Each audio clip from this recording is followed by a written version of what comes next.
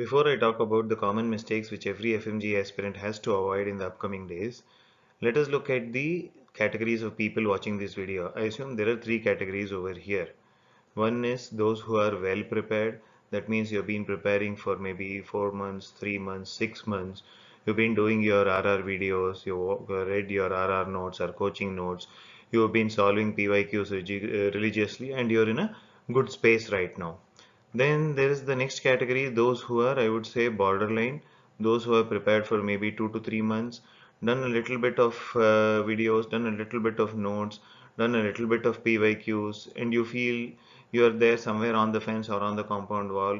You could fare either way in the exam.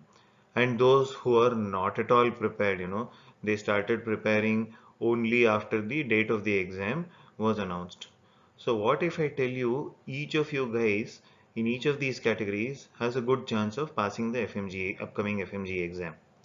Now you are going to ask me, come on sir, what you're saying? The first category, especially those who are well prepared, have a very good chance. Borderline people, maybe they have a decent chance, whereas those who are not prepared obviously do not have a chance.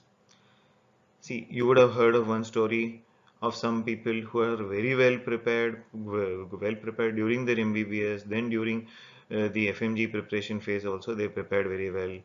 Then suddenly in the last few days they lost their way and totally blanked out in the exam, gave up in the exam, and they had to take another attempt.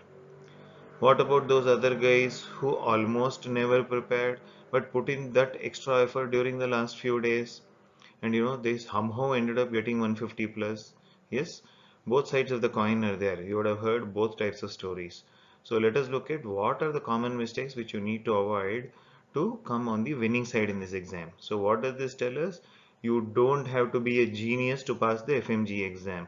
I repeat, you don't have to be a genius to pass the FMG exam.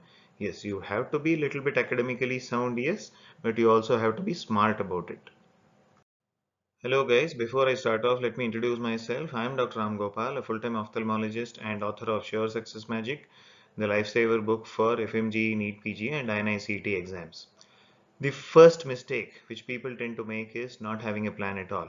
I agree there are only 2 weeks left, or by the time you watch this video maybe only 10 days left, but still you have to have a plan.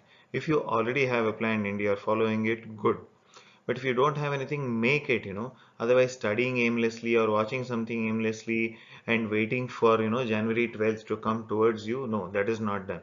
Rather, you should be going towards January 12th, making each day count. You have to make each hour count. Everything should be productive and help you in the right direction. What direction is that? To pass the FMG exam. It may be your own self-made plan, or it may be your coaching class plan, or it may be a plan which your online faculty has given you. Anything is good enough. The second common mistake which people make is wasting time. जो कहते हैं ना English में नया word कुछ है उसके लिए procrastination means putting things off, delaying it, wasting time, whatever you call it. Study for maximum amount of time in a day. Study for at least 14 hours in a day. It is possible. Definitely you still have about 10 hours left for everything you want to do in the remaining part of the day, but study for 14 hours a day. If you start from December 25th, you will have about 238 hours. You can achieve miracles. If you start from January 1st, if you watch this video later, you started late, you still multiply it by 14 hours per day, you will have a good 140 hours left. It is definitely possible. If not now, when else will you put in more hours, man? You have to be doing it now. Put in maximum study hours and you will help yourself. The third mistake which people make is, watching random YouTube videos. Somebody put up a video, 150 one-liners, and talked about it for 2 hours, kept reading one after the other. Somebody put on Insta, one after the other, swipe right, swipe right, swipe right, saying PYQs information. Or Telegram groups, you are subscribed to so many Telegram groups. Now everyone starts putting MCQ of the day. You start doing that. No, that is not done. That is not going to help you in any way. None of that is actually going to stick in your mind. Rather, you need focused study. Focused. What I mean by that? Do PYQs. More and more PYQs. Less theory or even no theory is acceptable at this point in time. And if you're watching videos, watch faculty videos, or your own, it may be your online app faculty, missed faculty, or any similar coaching class faculty, whatever they're doing. They generally have these 1 hour or 2 hour sessions. Why are these important? Some people will tell you not to watch this. Rather, I'll tell you to watch this. Keep utmost concentration and watch these. If you're weak in say ENT, watch an ENT video for 90 minutes. Probably you will be able to answer 3 or 4 questions out of that. Short subjects, dermatology, or psychiatry, short crisp videos. If the faculty has put up, watch this. It is going to help you to finish large amount of matter in a small amount of time. And read only previously studied matter. In fact, I don't tell people to read my book Sure Success Magic at this moment, especially FMG aspirants. Why? Because you've not read it earlier, it's going to be totally new for you now. But if you are someone who's going to be writing FMG in future, I will tell you to read the book. Definitely read the book. It will help you immensely. It is a lifesaver book. It has helped hundreds and thousands of aspirants, and you can thank me later. The fourth mistake, and probably the most vital mistake which FMG aspirants, is to let anxiety overcome them, to let anxiety take total control of them during these last few days. You feel so overwhelmed. You feel there is too much to study, too little time. Yes, I agree. 4.5 years of MBBS compressed, 19 subjects of MBBS compressed within a few months. Now, rather, you have less than 19 days to study or revise 19 subjects. Not only true for you, true for everyone out there. There is too much to study, too little time, but you have been preparing, right? Or if you're going to be preparing now, you are going to prepare. So don't worry about having too much to study, too little time. Let us say the exam, I give you 1 more month. God forbid, nothing like that is going to happen. But if I give you 1 more month, at the end of 1 month, you'll again be at the same situation. Last 1 week, you'll be feeling there is too much to study, too little time. So the amount you have to study fits into the amount of time available. So you make good use of the available time.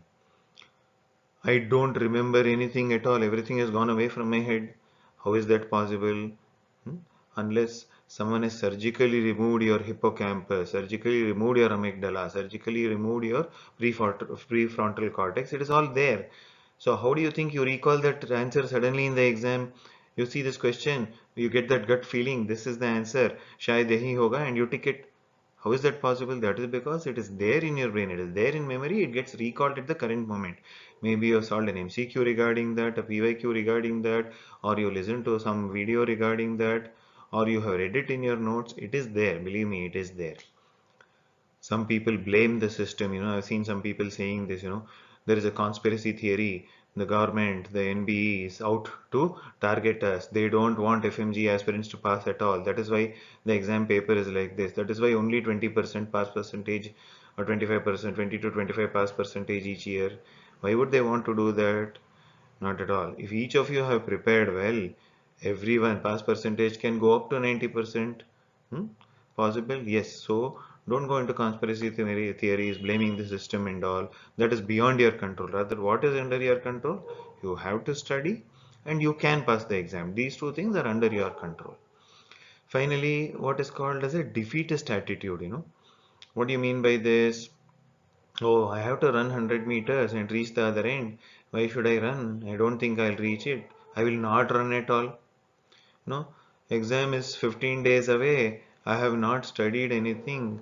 Let me give next time. What if you studied in these 15 days? Along with your MBBS knowledge, you were able to crack the exam. You realize you could cross 150. Ask how many people have done it. You will find at least 100 people have actually done that, prepared in the last 15 days and done it. It is possible. I'm not saying, 15 days can work miracles for you. But combined with your previous MBBS knowledge, it is still possible. See, and this 15 days, whatever you study is not a waste. In case you end up repeating, this 15 days knowledge is still knowledge. It is still there in your head.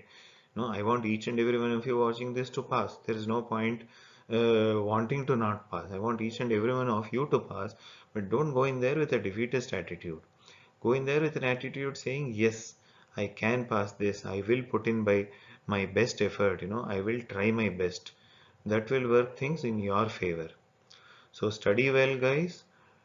There will be one more video, part 2 of this, rather a more important video, which I will put up closer to the exam about the common mistakes which you should avoid while writing the exam. That is also equally important, or rather more important.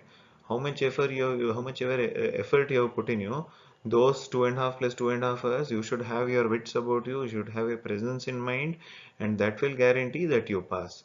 So that video will be coming soon. Until then, study well, all the best, be kind to yourself.